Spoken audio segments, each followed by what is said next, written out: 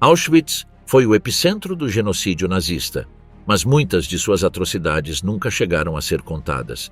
Sob ordens diretas do alto comando, foi construído um sistema capaz de assassinar milhares por dia sem deixar vestígios.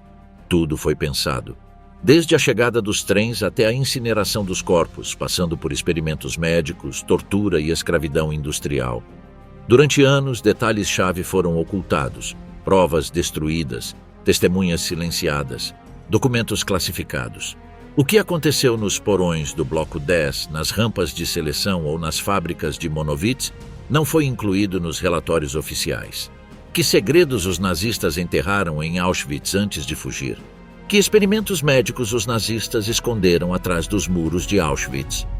A origem de Auschwitz, de quartel militar a campo de concentração. Na história moderna, poucos lugares evocam o mesmo nível de horror e repulsa que Auschwitz. No dia 27 de abril de 1940, Heinrich Himmler assinou uma ordem aparentemente rotineira que marcaria o início de uma das maiores tragédias humanas do século XX. A criação de um novo campo de concentração em uma tranquila cidade polonesa chamada Oświęcim, que o mundo conheceria depois por seu nome germanizado, Auschwitz. Essa decisão não foi espontânea nem improvisada. Oświęcim oferecia vantagens logísticas excepcionais para o regime nazista. Sua estação ferroviária conectava-se a 44 linhas principais que podiam transportar carga de toda a Europa ocupada. Ao sul da cidade encontrava-se um antigo complexo de quartéis militares austro-húngaros, eliminando a necessidade de construir desde o zero. Os edifícios de tijolo vermelho estavam suficientemente afastados do centro urbano para operar com discrição, mas próximos o bastante para obter suprimentos e mão de obra quando necessário. Para dirigir este novo campo, Himmler escolheu Rudolf Höss, um oficial veterano de outros campos como Dachau e Sachsenhausen. Não era um sádico vociferante, mas sim um administrador metódico e eficaz. Ao chegar a Auschwitz em maio de 1940, Höss encontrou pouco mais do que estruturas militares semi-arruinadas, cercadas de vegetação e caminhos de terra. Em suas memórias escritas na prisão anos depois, recordaria que o local oferecia condições ideais para a construção de um campo moderno. No dia 14 de junho de 1940, chegaram os primeiros 728 prisioneiros, todos homens poloneses, em sua maioria intelectuais, estudantes, sacerdotes e funcionários públicos presos como parte da campanha sistemática para destruir a resistência polonesa. Sua recepção foi brutal. Despojados de nomes, convertidos em números tatuados, obrigados a construir seu próprio local de tormento. Com picaretas, paz e sangue, esses primeiros prisioneiros lançaram literalmente os alicerces do futuro centro de horror, ampliando instalações, erguendo novos barracões e cavando valas sob constante vigilância. A organização de Auschwitz-Meil, a seção original, foi projetada não apenas para encarcerar, mas também para humilhar e quebrar os prisioneiros. Os barracões abrigavam centenas de prisioneiros em condições subhumanas, sem aquecimento no inverno, sem ventilação adequada no verão, pisos cobertos de palha infestada de parasitas, janelas gradeadas, acesso restrito à água e latrinas coletivas que transbordavam constantemente. Desde os primeiros dias foi implementado um sistema de controle interno extremamente rigoroso. Todas as manhãs, às 4h30, os prisioneiros eram obrigados a sair ao pátio para o Appell, o chamado para contagem. Sob qualquer condição climática, chuva, neve, calor extremo, deviam permanecer enfileirados por horas enquanto os SS contavam e recontavam. Se faltasse alguém, o processo era repetido. Se um prisioneiro morresse durante a noite, seus companheiros tinham que manter o corpo em pé até que a contagem fosse concluída. A menor infração era punida com castigos coletivos brutais. Dentro do campo foi estabelecido um sistema de hierarquias, onde alguns prisioneiros eram promovidos a capos, encarregados de supervisionar os demais. Selecionados por sua brutalidade e obediência, esses capos transformavam a relação entre prisioneiros em uma rede de desconfiança e medo. As punições eram públicas: chicotadas, suspensão pelos braços, isolamento em celas sem luz nem alimento. O Bloco 11, logo conhecido como o Bloco da Morte, abrigava essas celas de castigo especial.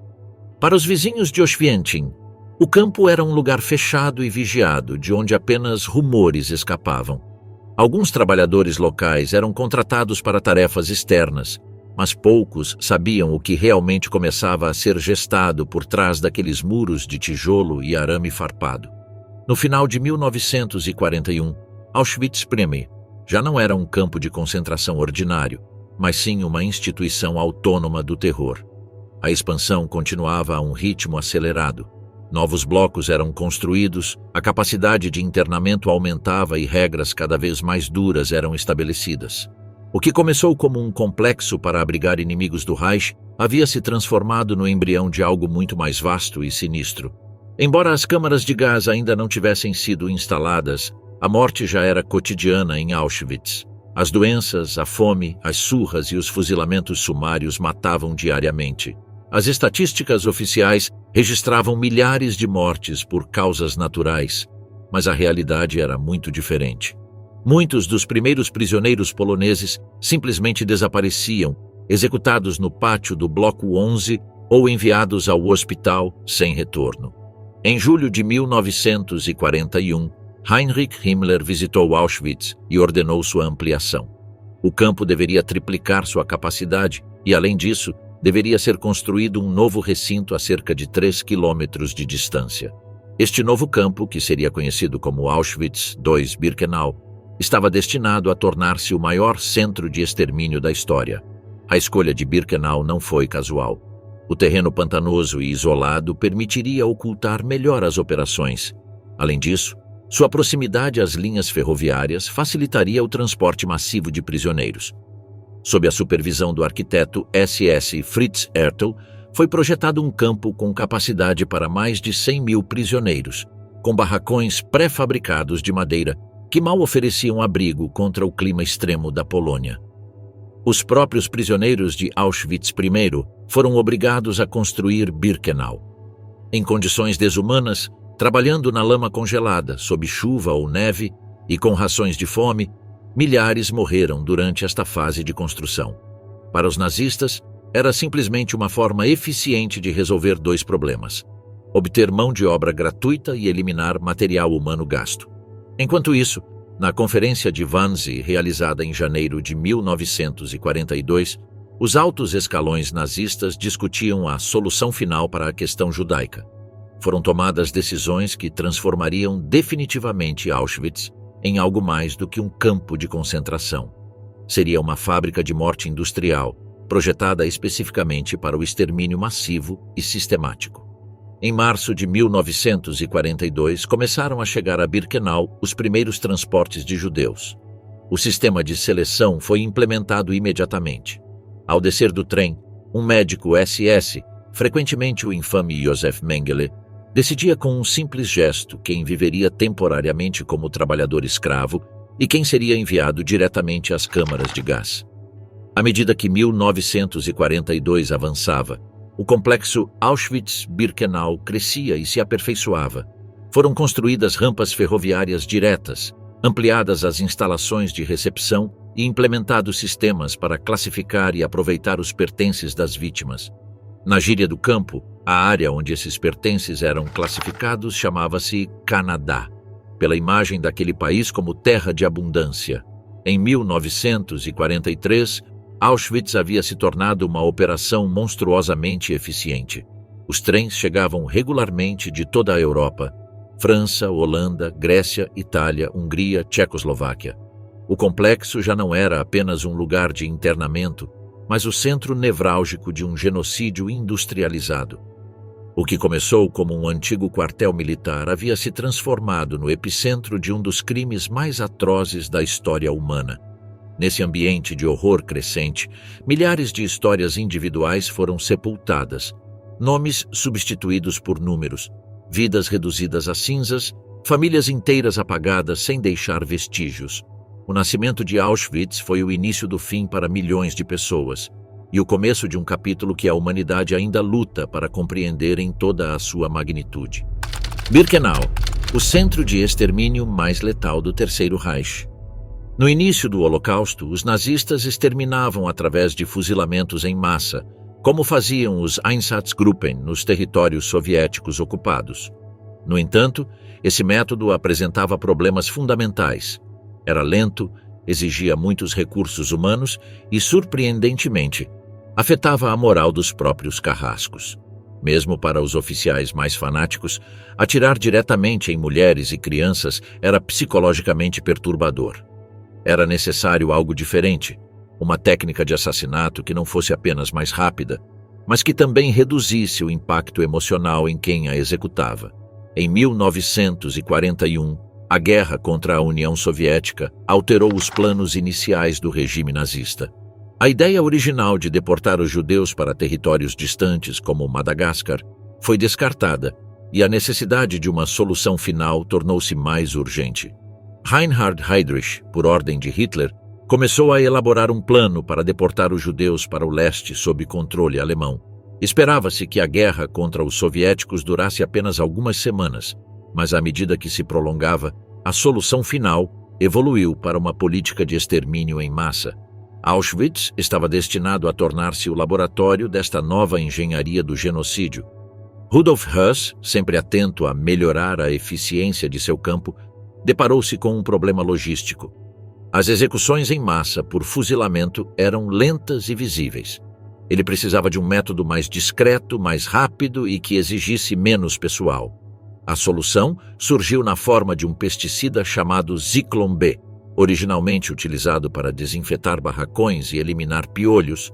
Höss descobriu que esses cristais de ácido cianídrico eram letais para os seres humanos em espaços fechados. Após um teste experimental no porão do Bloco 11 com prisioneiros soviéticos em setembro de 1941, confirmou-se a eficácia do método. O gás matava em menos de 20 minutos, sem necessidade de contato direto entre carrascos e vítimas. As primeiras instalações de gaseamento foram improvisadas. Adaptaram-se 2 casas de camponeses em Birkenau, conhecidas como Bunker 1, Casa Vermelha, e Bunker 2, Casa Branca. As janelas foram lacradas, as portas reforçadas para torná-las herméticas, e aberturas foram feitas no teto para a introdução do gás. Essas instalações primitivas podiam matar centenas de pessoas por sessão, mas logo se tornaram insuficientes para o volume de deportações planejadas pelos nazistas. Em 1942, a máquina de morte deu um salto qualitativo. A empresa alemã Topf e Söhne foi encarregada de projetar e construir 4 grandes crematórios com câmaras de gás integradas em Birkenau. Os crematórios 2 e 3, instalações gêmeas, representavam a culminação da industrialização do assassinato. Cada um dispunha de uma câmara de gás subterrânea que podia abrigar até 2.000 pessoas, disfarçada como uma sala de duchas coletivas. No nível superior encontravam-se os fornos crematórios, capazes de incinerar milhares de corpos diariamente. O projeto incluía engenharias macabras, colunas ocas revestidas com malha metálica, por onde os SS introduziam o Zyklon B sem entrar na sala, sistemas de ventilação forçada que permitiam extrair o gás em menos de meia hora para preparar a próxima carga, elevadores para transportar os cadáveres da câmara subterrânea até os fornos, e trilhos especiais para mover os corpos de forma mais eficiente. Os crematórios 4 e 5, construídos posteriormente, tinham um projeto mais simples, mas igualmente letal. Suas câmaras de gás ficavam ao nível do solo e tinham menor capacidade, mas cumpriam a mesma função mortal. No total, os 5 crematórios de Birkenau, incluindo o crematório 1 do campo principal, podiam processar até 4.756 corpos por dia, operando em plena capacidade. Paralelamente a essa evolução arquitetônica, também foi aperfeiçoado o processo de engano em massa. O sistema era projetado para que as vítimas não suspeitassem de seu destino até o último momento. Os trens chegavam a Judenrampe, rampa judaica, onde a seleção era feita imediatamente. Os selecionados para o trabalho eram enviados ao campo, os demais diretamente às câmaras de gás. A entrada dessas câmaras imitava instalações sanitárias autênticas. Havia bancos, ganchos nas paredes para pendurar roupas, placas indicando duchas e até falsos chuveiros no teto. Às vezes, para manter a calma, os guardas SS prometiam sabonetes e toalhas, ou pediam às vítimas que lembrassem onde deixavam suas roupas para depois. Tudo fazia parte de uma mentira elaborada para evitar o pânico e facilitar o assassinato em massa. Para o manejo dos cadáveres, os nazistas criaram o Sonderkommando. Os Sonderkommando eram grupos especiais de prisioneiros judeus forçados a retirar os corpos das câmaras de gás, extrair dentes de ouro, cortar cabelos, posteriormente utilizados pela indústria têxtil alemã, e transportar os cadáveres para os fornos. Esses prisioneiros viviam isolados do restante do campo e eram substituídos periodicamente, pois sabiam demais sobre o processo de extermínio. Em maio de 1944, o complexo atingiu seu ápice macabro durante a deportação em massa dos judeus húngaros. Em apenas 8 semanas, mais de 400.000 pessoas foram enviadas para Auschwitz. Os crematórios funcionavam dia e noite, e mesmo assim eram insuficientes. Abriram-se enormes valas ao ar livre onde os corpos eram queimados continuamente. Fotografias aéreas tiradas pelos aliados mostram colunas de fumaça se elevando das florestas próximas a Birkenau, visíveis a quilômetros de distância. O planejamento técnico do extermínio considerava cada detalhe, da logística ferroviária até a disposição final das cinzas. Os objetos de valor das vítimas eram meticulosamente classificados nos depósitos chamados Canadá. O ouro dental era fundido em lingotes. As roupas utilizáveis eram desinfetadas e enviadas para a Alemanha. O cabelo era embalado para uso na indústria têxtil. Até mesmo as cinzas humanas tinham um destino planejado. Eram usadas como fertilizante em campos agrícolas próximos ou jogadas em rios e pântanos para apagar toda a evidência. A eficiência do sistema permitia que, desde a chegada de um trem até que seus ocupantes fossem reduzidos a cinzas, se passassem apenas algumas horas. Nos dias de maior atividade, no verão de 1944, Auschwitz podia processar até 12.000 pessoas em 24 horas. A industrialização do assassinato havia alcançado sua forma mais perfeita e horrenda. No final de 1944, diante do avanço do Exército Vermelho, os nazistas começaram a desmantelar as evidências. Dinamitaram os crematórios 2, 3 e 5. O 4 já havia sido danificado durante uma revolta do Sonderkommando em outubro. Queimaram documentos, desenterraram valas comuns e trituraram ossos para ocultar a extensão real do crime. No entanto, a destruição não foi completa. As ruínas dos crematórios permaneceram, junto com milhares de objetos pessoais e provas documentais que seriam descobertas mais tarde pelos soviéticos. A evolução tecnológica de Auschwitz-Birkenau representou algo sem precedentes na história humana. A aplicação de princípios industriais e científicos modernos ao assassinato em massa. Não foi fruto de impulsos selvagens, mas sim de um planejamento frio e meticuloso. Engenheiros, arquitetos, químicos e médicos participaram do projeto dessa máquina de morte, demonstrando que a tecnologia sem ética pode se tornar o instrumento mais terrível. Esse desenvolvimento aterrorizante não ocorreu da noite para o dia, mas sim evoluiu durante anos, aperfeiçoando-se continuamente. A história de Auschwitz é também a história de como a engenhosidade humana, quando completamente desvinculada da humanidade, pode criar o inferno na Terra. Mecanismos de morte, gás, balas e tortura em Auschwitz. Na vasta máquina de terror que foi Auschwitz-Birkenau, a morte não se limitava a um único método. O complexo desenvolveu múltiplas técnicas de extermínio, cada uma com sua própria lógica perversa. O Muro Negro, localizado entre os blocos 10 e 11 de Auschwitz I, tornou-se um dos primeiros símbolos do horror. Esse simples muro de tijolos coberto com painéis de madeira para absorver os tiros foi o cenário de milhares de execuções individuais. Os prisioneiros eram levados nus até lá, obrigados a se ajoelhar e executados com um tiro na nuca.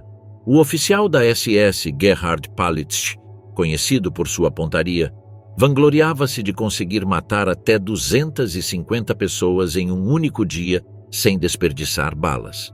O Bloco 11, também chamado de o Bloco da Morte, abrigava as celas de punição mais temidas do campo. O porão continha vários tipos de celas projetadas especificamente para o sofrimento. As Stercellen, celas de pé, onde 4 prisioneiros deviam permanecer de pé a noite toda em um espaço de apenas 1 metro quadrado. Celas de escuridão total e celas de inanição, onde os prisioneiros eram abandonados sem comida nem água até morrerem. Um dos casos mais conhecidos do Bloco 11 foi o do padre católico Maximilian Kolbe, que se ofereceu para morrer no lugar de um pai de família. Após 2 semanas na cela de inanição, Kolbe ainda estava vivo, sendo então assassinado com uma injeção de fenol diretamente no coração, outro método comum de execução no campo. As injeções letais tornaram-se um método discreto e eficaz para eliminar prisioneiros problemáticos ou doentes. O fenol injetado diretamente no coração ou nas veias causava a morte quase instantânea. Esse método era preferido para esvaziar a enfermaria do campo quando eram necessárias mais camas. Um enfermeiro da SS, Joseph Clair, especializou-se nessas injeções, chegando a matar até 60 pessoas por dia. Mas a dimensão mais sinistra do horror de Auschwitz encontrava-se no Bloco 10, onde Joseph Mengele e outros médicos realizavam experimentos pseudocientíficos em prisioneiros vivos. Mengele, conhecido como o Anjo da Morte, chegou a Auschwitz em maio de 1943 e rapidamente estabeleceu seu laboratório pessoal de pesquisa racial. Sua principal obsessão eram os gêmeos, que ele via como a chave para entender a genética e melhorar a raça ariana. Quando chegavam novos transportes, Mengele percorria pessoalmente a rampa procurando pares de gêmeos, especialmente crianças. Estima-se que tenha experimentado com pelo menos 1.500 pares, dos quais apenas cerca de 200 indivíduos sobreviveram. Os experimentos de Mengele incluíam injeções de substâncias químicas nos olhos para tentar mudar sua cor, transfusões de sangue entre gêmeos, amputações e tentativas de criar gêmeos siameses costurando crianças pelas costas. Se um dos gêmeos morresse durante um experimento, o outro era imediatamente assassinado para a realização de autópsias comparativas. Outro foco de seu interesse foram as pessoas com deformidades físicas. A família Ovitz, um grupo de judeus romenos com nanismo que trabalhavam como músicos, foi objeto de especial fascínio. Ele extraiu medula óssea, dentes e sangue dos irmãos, submetendo-os também a exposições à radiação. Surpreendentemente, os 7 irmãos Ovitz sobreviveram e puderam testemunhar após a guerra sobre as atrocidades que sofreram. O Dr. Karl Klauberg realizava experimentos de esterilização em massa no mesmo bloco. Ele injetava substâncias químicas cáusticas nos úteros de mulheres judias, causando inflamações extremas e frequentemente a morte.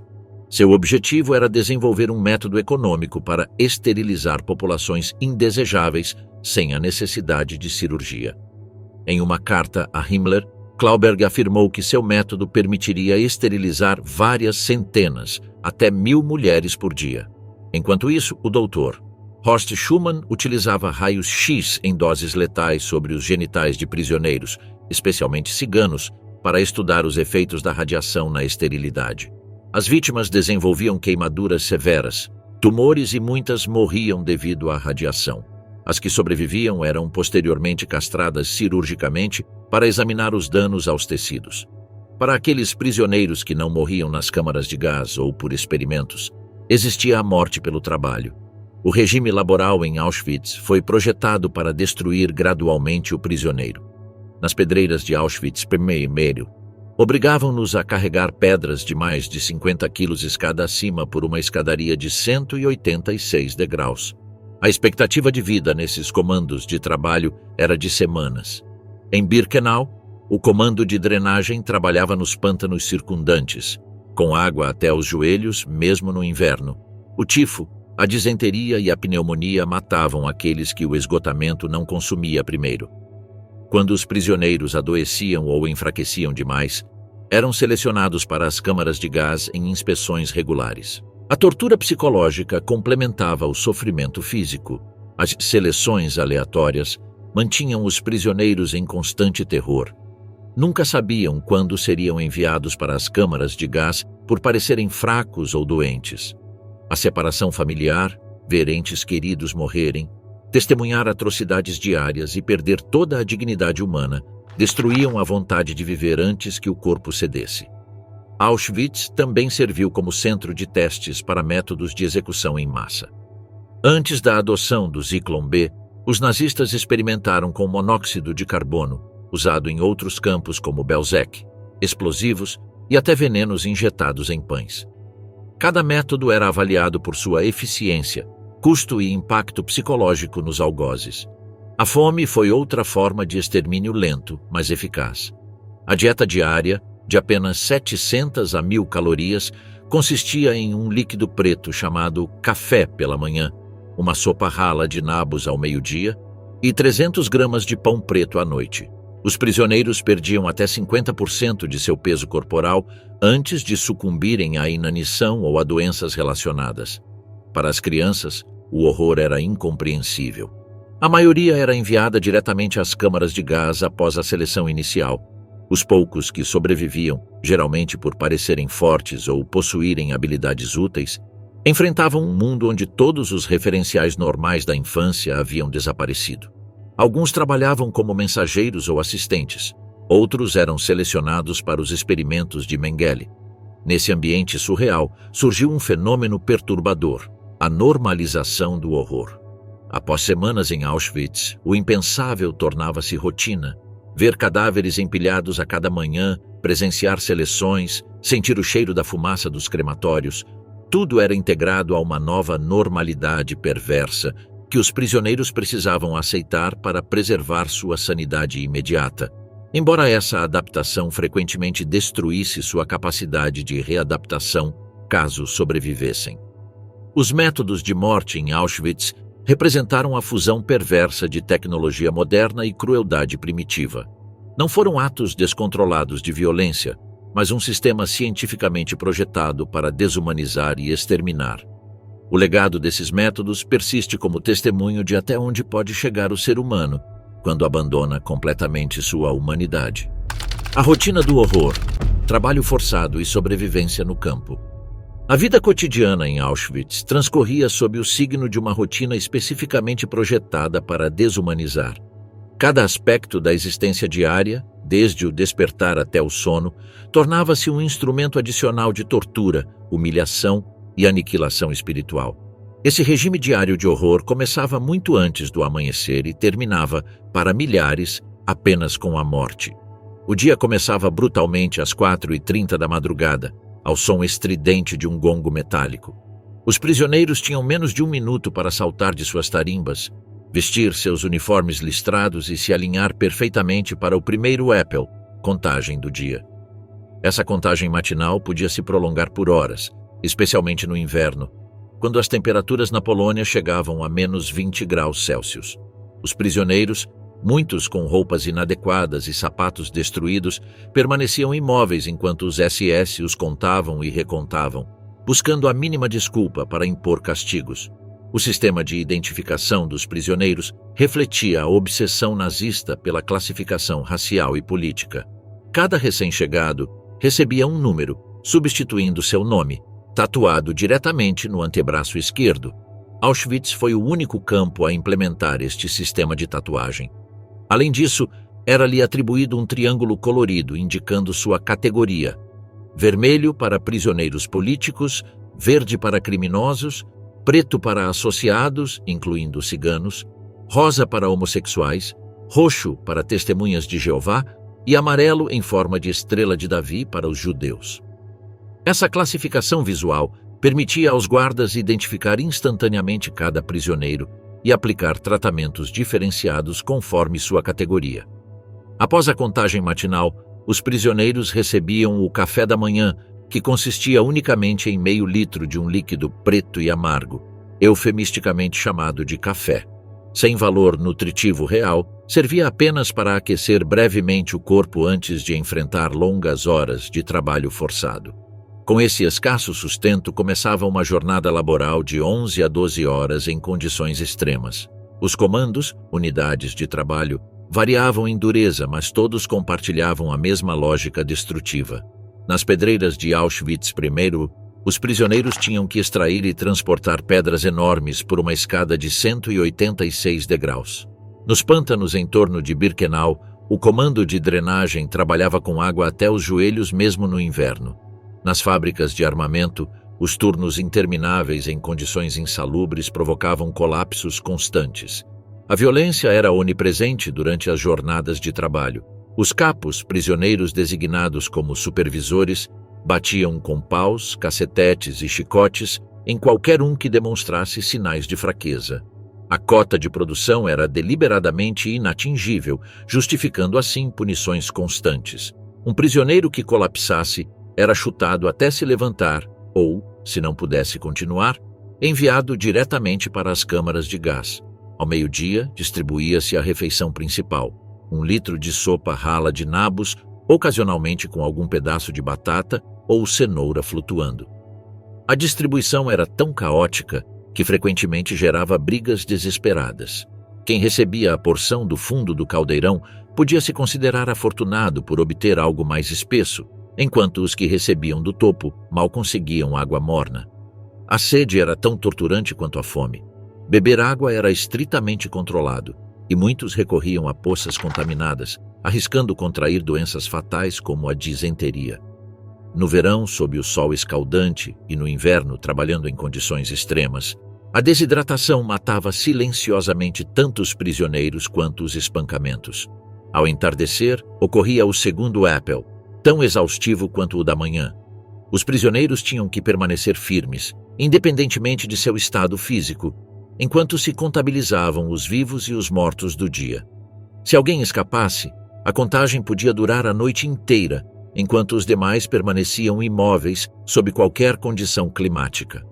O jantar consistia em 300 gramas de pão preto, às vezes acompanhados de uma fina camada de margarina sintética, um minúsculo pedaço de salsicha ou geleia rala. Essa ração deveria durar até a manhã seguinte, criando um dilema constante: comer tudo de uma vez para saciar a fome ou guardar uma parte para o amanhecer seguinte. Quem optava por guardar o pão muitas vezes o encontrava roubado ao despertar.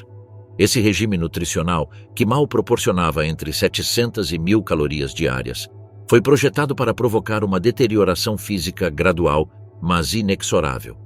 Em questão de semanas, os prisioneiros perdiam até 50% de seu peso corporal, desenvolviam edemas por desnutrição e tornavam-se extremamente vulneráveis a doenças. As condições de habitação nos barracões intensificavam ainda mais o sofrimento.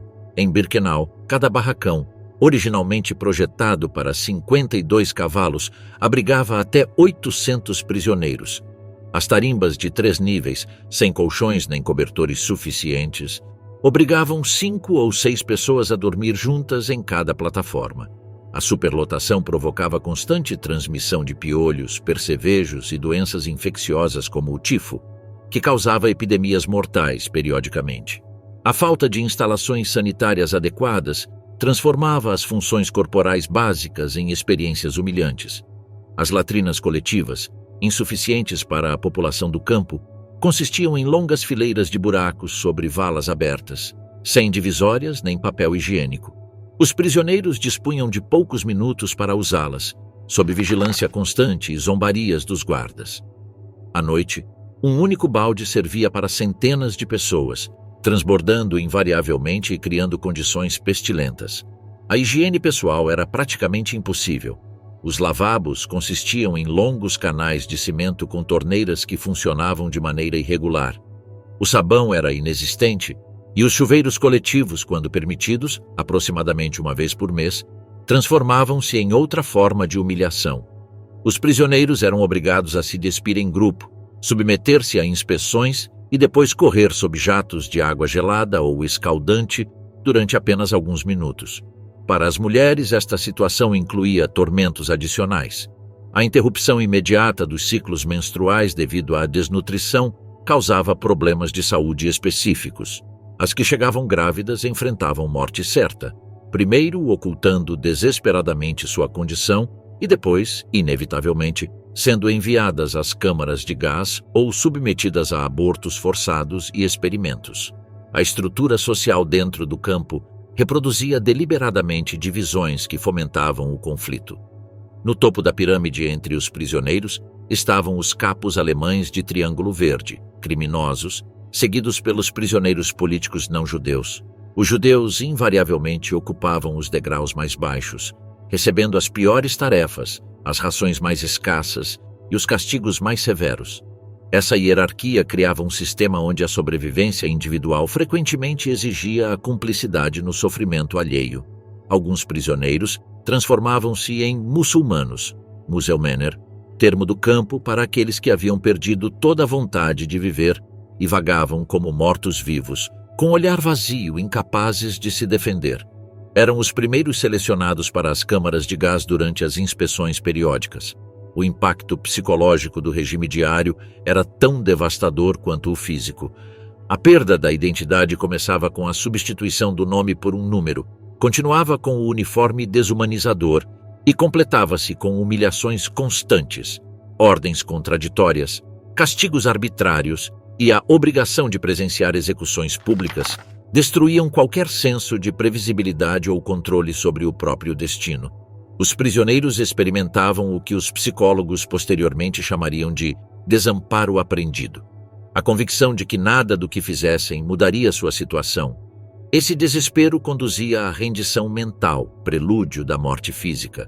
O suicídio, lançando-se contra as cercas eletrificadas, conhecido como tocar o fio, não era incomum. Entretanto, mesmo nesse cotidiano infernal, surgiram atos extraordinários de resistência humana. Redes clandestinas compartilhavam alimentos com os mais fracos. Médicos prisioneiros, com recursos mínimos, tentavam tratar doenças.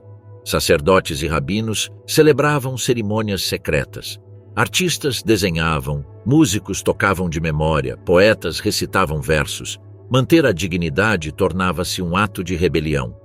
Primo Levi, químico italiano e sobrevivente de Auschwitz, descreveu em suas memórias como até mesmo gestos mínimos. Lavar-se diariamente apesar do esgotamento, manter-se mentalmente ativo, conservar um botão no uniforme, constituíam formas de resistência contra a maquinaria desumanizadora. Nesse contexto surrealista surgiu um fenômeno perturbador, a normalização do horror. Após semanas em Auschwitz, o impensável tornava-se rotineiro.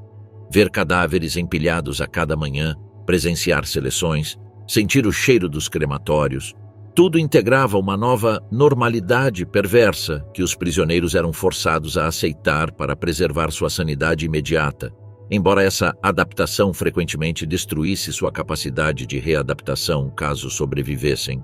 Os guardas SS que administravam esse sistema infernal também desenvolveram suas próprias rotinas. Viviam em confortáveis casas familiares a pouca distância do campo, com serviço doméstico fornecido por prisioneiras selecionadas. Seus filhos frequentavam escolas normais. À tarde, podiam desfrutar de concertos interpretados pela orquestra do campo, formada por músicos prisioneiros que tocavam marchas alegres enquanto seus companheiros marchavam para o trabalho ou para a morte. Essa dualidade macabra, a banalidade da vida cotidiana dos perpetradores frente ao sofrimento extremo das vítimas, caracterizou o funcionamento de Auschwitz. Rudolf Höss, comandante do campo, vivia com sua esposa e filhos em uma casa com jardim a poucos metros dos crematórios. Em suas memórias posteriores, descreveu como separava seu trabalho da vida familiar, como se exterminar pessoas fosse comparável a qualquer outra ocupação convencional. Assim transcorria a vida em Auschwitz, uma existência suspensa entre a morte e algo pior do que a morte, onde cada amanhecer representava uma vitória momentânea, mas também o início de outro ciclo de sofrimento. Para a imensa maioria, essa rotina de horror terminava nas câmaras de gás ou pela exaustão.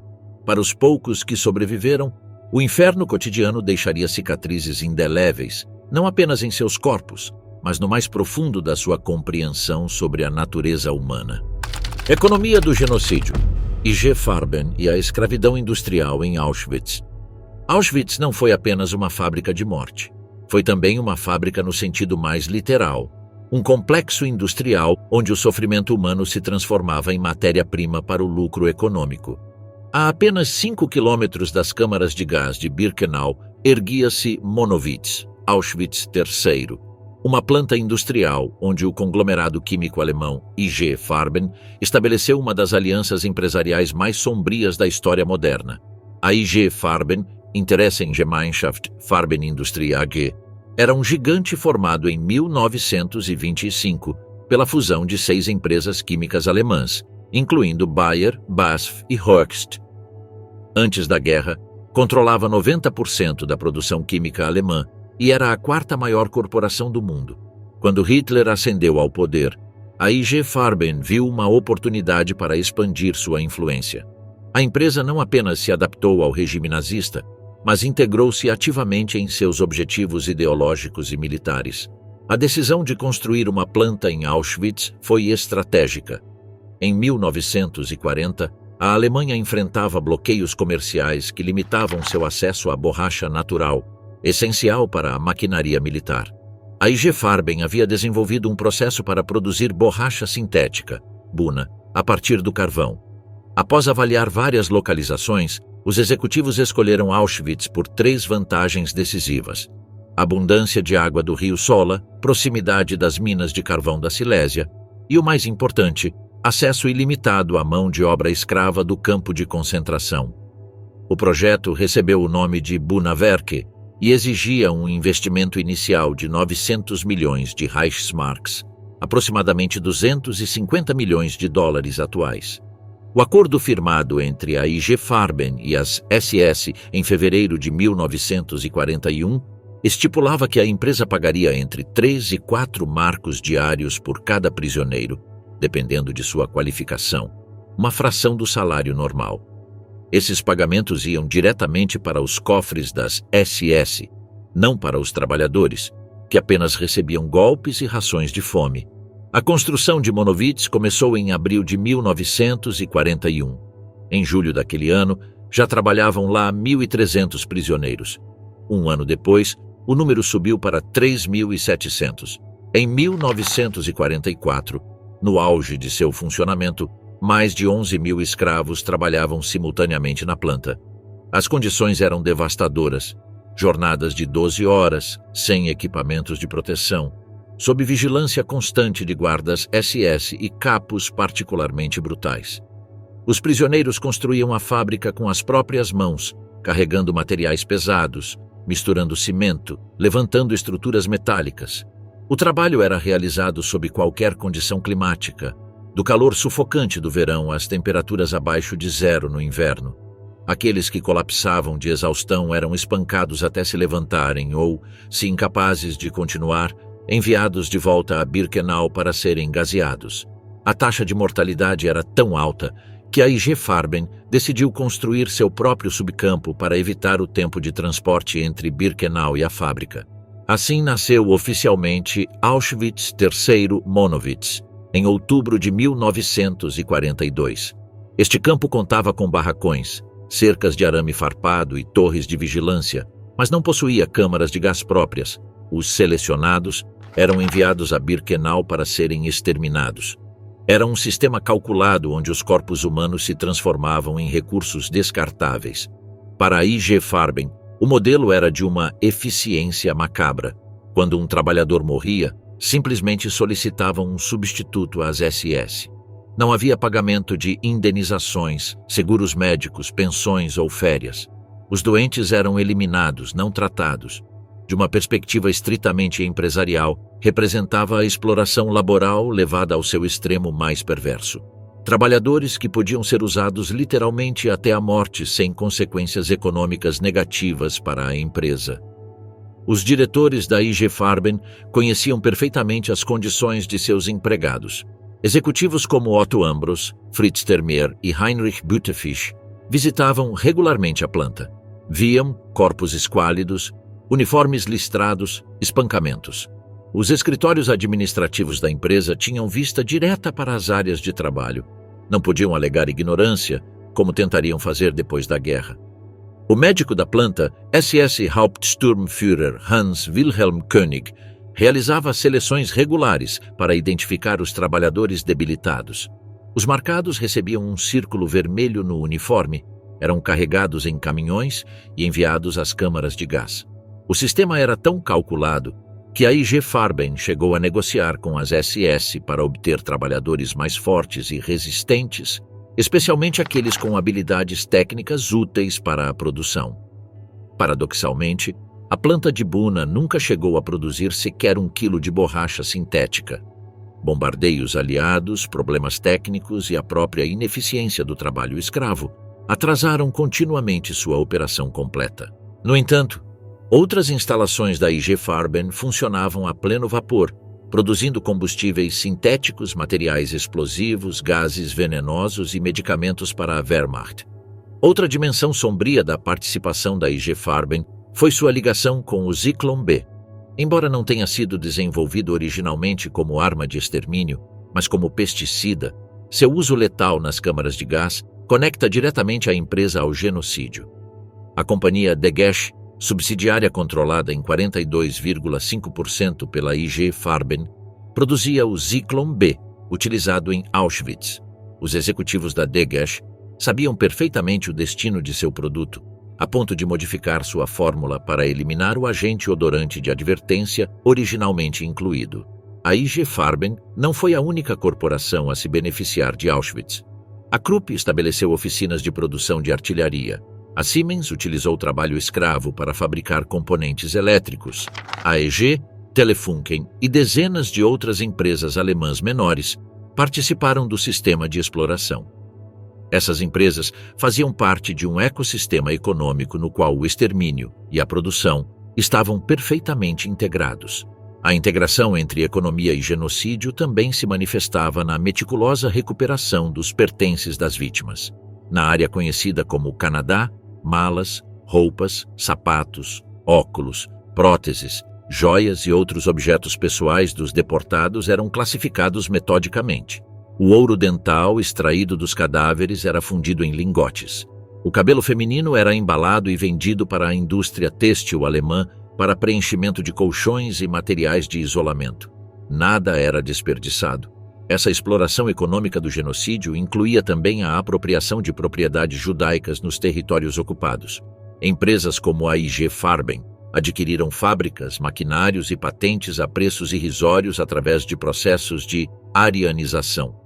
Assim, o Holocausto não apenas eliminava pessoas, mas também transferia sistematicamente sua riqueza para mãos alemãs. A rentabilidade era tal que os executivos da IG Farben chegaram a solicitar ampliações do programa de deportação para dispor de mais trabalhadores.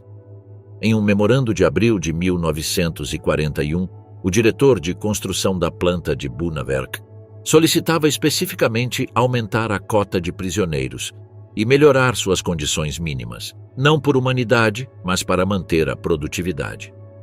Quando os judeus húngaros começaram a ser deportados em massa para Auschwitz em maio de 1944, a IG Farben recebeu um novo contingente de trabalhadores.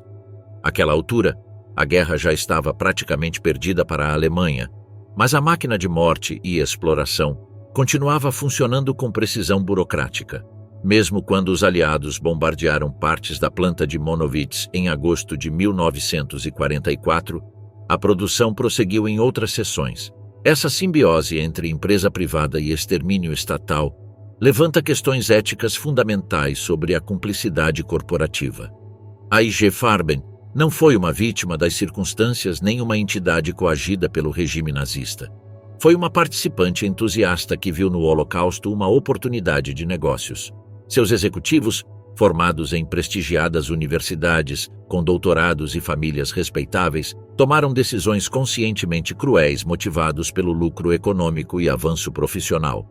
Após a guerra, em 1947, 24 executivos da IG Farben foram julgados em Nuremberg em um processo específico para crimes corporativos. As provas eram esmagadoras: contratos assinados com as SS, visitas documentadas a Auschwitz, memorandos internos sobre o uso de trabalho escravo. Surpreendentemente, as sentenças foram brandas.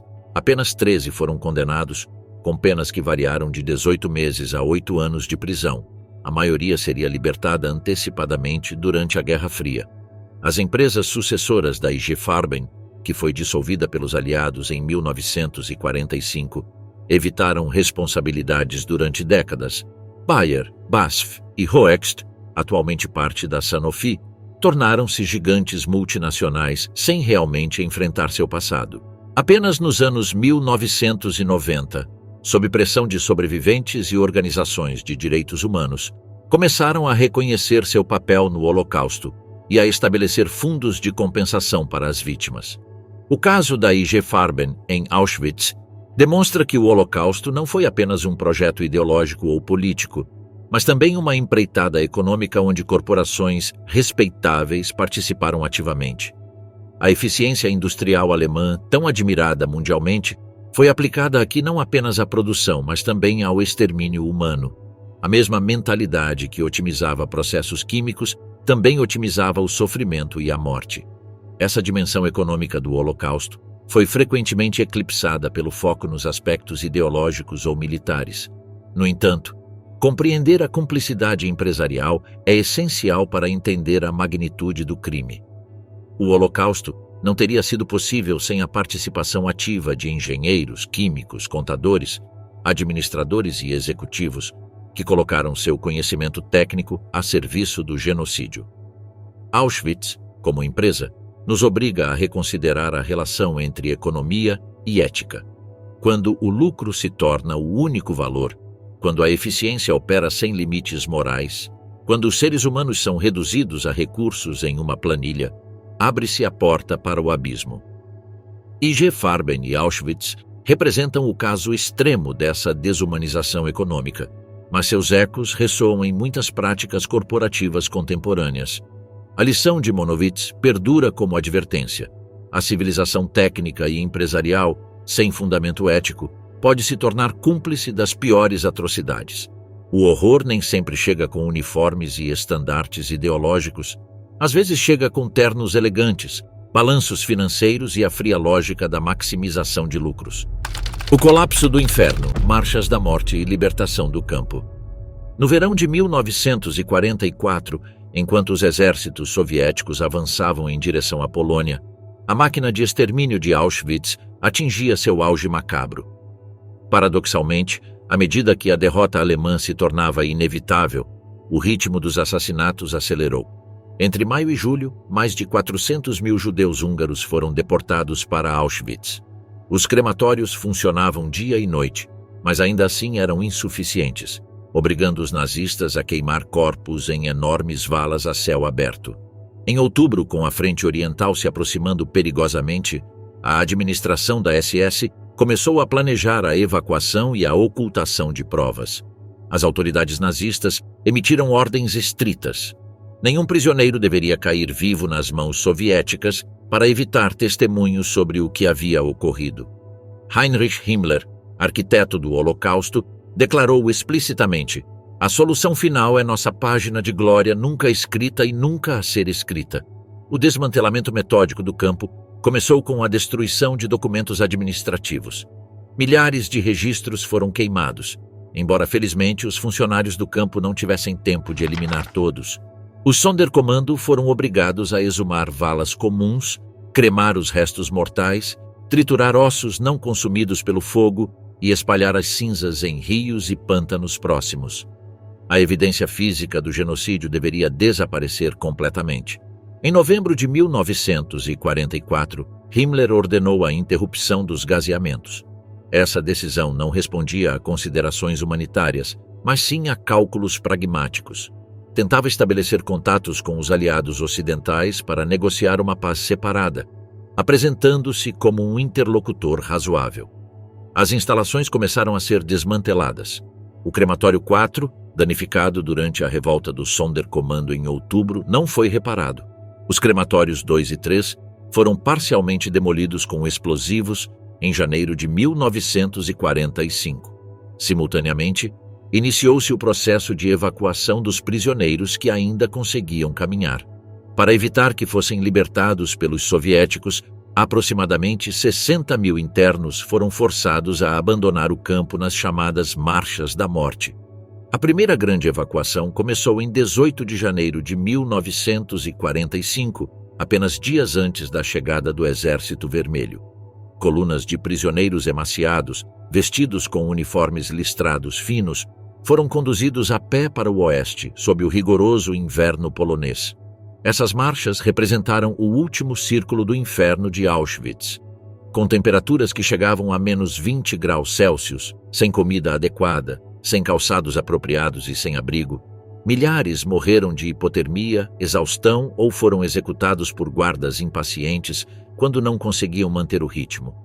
Aqueles que paravam ou caíam eram imediatamente fuzilados. As estradas ficaram salpicadas de cadáveres congelados, às vezes em posturas grotescas que revelavam seus últimos momentos de agonia. A evacuação não respondia a nenhuma necessidade militar real.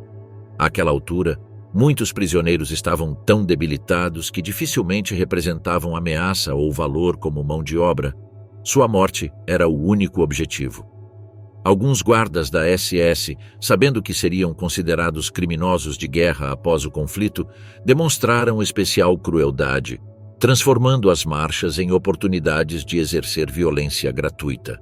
Os sobreviventes foram transportados para outros campos dentro do Reich moribundo: Grossrosen, Buchenwald, Dachau, Mauthausen. A viagem frequentemente ocorria em vagões abertos, expostos aos elementos. Quando chegavam ao destino, muitos comboios contavam mais mortos que vivos.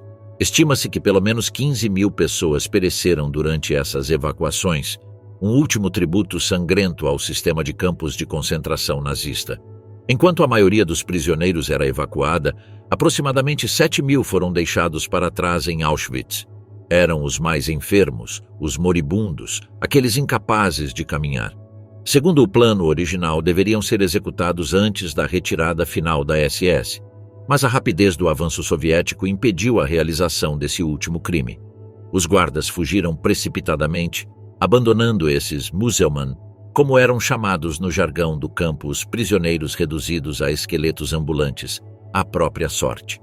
Em 27 de janeiro de 1945, unidades avançadas do 60º Exército da Primeira Frente Ucraniana, sob comando do Marechal Konev, finalmente chegaram a Auschwitz. Os soldados soviéticos, veteranos endurecidos por anos de guerra brutal, ficaram estarrecidos com o que encontraram.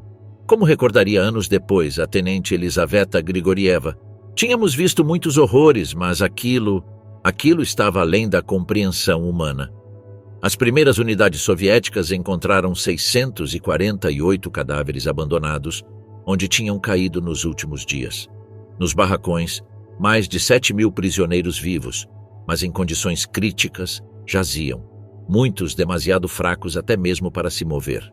A maioria pesava menos de 40 quilos, sofria de desnutrição severa, tifo, tuberculose, disenteria e pneumonia. Inicialmente, os soldados hesitavam em tocá-los, temendo provocar sua morte. O médico militar soviético Anatoly Shapiro descreveu seu primeiro encontro com os sobreviventes. Eram esqueletos cobertos de pele. Seus olhos, desprovidos de vida, olhavam sem ver. Pareciam mortos, exceto pelo fato de que alguns ainda respiravam. Os serviços médicos do Exército Vermelho montaram hospitais de campanha improvisados, mas careciam de medicamentos adequados, e muitos dos libertados morreram nos dias e semanas seguintes, demasiado deteriorados para se recuperar. O que os soviéticos descobriram nos armazéns de Auschwitz confirmou a magnitude industrial do genocídio. 837.000 peças de roupa feminina, 348.000 ternos masculinos, 38.000 pares de sapatos masculinos e 5.255 femininos. Encontraram também 7 toneladas de cabelo humano embalado, pronto para ser enviado a fábricas têxteis alemãs, e montanhas de próteses, óculos, escovas de dentes e outros objetos pessoais. Mas o verdadeiro alcance do horror se revelava nas instalações de extermínio. Embora parcialmente destruídos, os crematórios preservavam seus fornos capazes de incinerar milhares de corpos diariamente. As câmaras de gás, com seus falsos chuveiros e portas herméticas, evidenciavam o engano sistemático. Os soviéticos também encontraram latas de Zyklon B não utilizadas e os instrumentos que o Dr. Mengele havia utilizado em seus experimentos com gêmeos e outros prisioneiros. Os oficiais soviéticos ordenaram documentar meticulosamente tudo o que foi encontrado. Fotógrafos e cinegrafistas do exército registraram as instalações, os sobreviventes e as evidências das atrocidades. Esses materiais serviriam mais tarde como provas decisivas nos julgamentos de Nuremberg contra criminosos de guerra nazistas. Apesar da experiência no fronte oriental, muitos soldados soviéticos vomitaram ou choraram ao compreender a verdadeira natureza de Auschwitz. Nos meses seguintes, investigadores forenses examinaram o complexo em busca de evidências adicionais. Cada barracão, cada instalação, revelava novos horrores.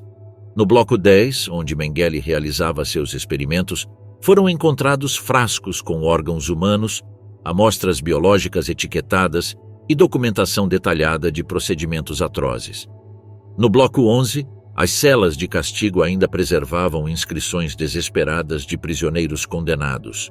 Os soviéticos entrevistaram centenas de sobreviventes, documentando seus testemunhos. Muitos mal conseguiam falar coerentemente, traumatizados pelo vivido. Outros sentiam urgência em contar, em deixar registro, em assegurar que o mundo soubesse. Esses primeiros testemunhos constituem alguns dos documentos mais valiosos para compreender a experiência de Auschwitz desde a perspectiva das vítimas. Enquanto isso, as marchas da morte continuavam para o oeste. Alguns prisioneiros foram transportados para campos em território alemão, como Bergen-Belsen, Sachsenhausen e Ravensbrück. Muitos morreram durante essas evacuações finais, às vezes a poucos dias ou horas da libertação pelas forças aliadas ocidentais. Quando britânicos e norte-americanos libertaram esses campos em abril de 1945, encontraram cenas igualmente horríveis, prisioneiros esqueléticos e montanhas de cadáveres não enterrados. Um dos sobreviventes dessas marchas foi Elie Wiesel, futuro Prêmio Nobel da Paz, que foi evacuado com seu pai de Auschwitz para Buchenwald. Seu pai morreria pouco antes da libertação, uma história que ele relataria em seu testemunho à noite, tão perto da salvação, mas não o suficiente. A libertação de Auschwitz e de outros campos expôs ao mundo a magnitude do Holocausto. As imagens filmadas pelos aliados em Dachau, Bergen-Belsen e outros campos provocaram comoção internacional. No entanto, o que foi encontrado era apenas um pálido reflexo do horror em seu auge. Quando os libertadores chegaram, o sistema nazista já havia eliminado a maioria de suas vítimas e destruído muitas evidências. Após a libertação, começou o árduo processo de recuperação dos sobreviventes. Muitos permaneceram meses em hospitais improvisados, demasiado fracos para viajar. Outros, sem lar para onde retornar e com famílias inteiras exterminadas, permaneceram em campos de deslocados durante anos. A liberdade trouxe consigo novos desafios. Como reconstruir uma vida depois de Auschwitz? Como superar o trauma? Como explicar o inexplicável? Enquanto os sobreviventes lutavam para se recuperar física e psicologicamente, os perpetradores tentavam escapar da justiça. Rudolf Höss, o comandante de Auschwitz, escondeu-se sob identidade falsa como agricultor até março de 1946, quando foi capturado por tropas britânicas. Durante seu interrogatório, Höss admitiu friamente a magnitude dos crimes cometidos sob seu comando. Foi julgado em Nuremberg e posteriormente extraditado para a Polônia, onde foi condenado à morte. Em 16 de abril de 1947, foi enforcado em Auschwitz, junto ao crematório 1, onde tantos haviam morrido sob suas ordens.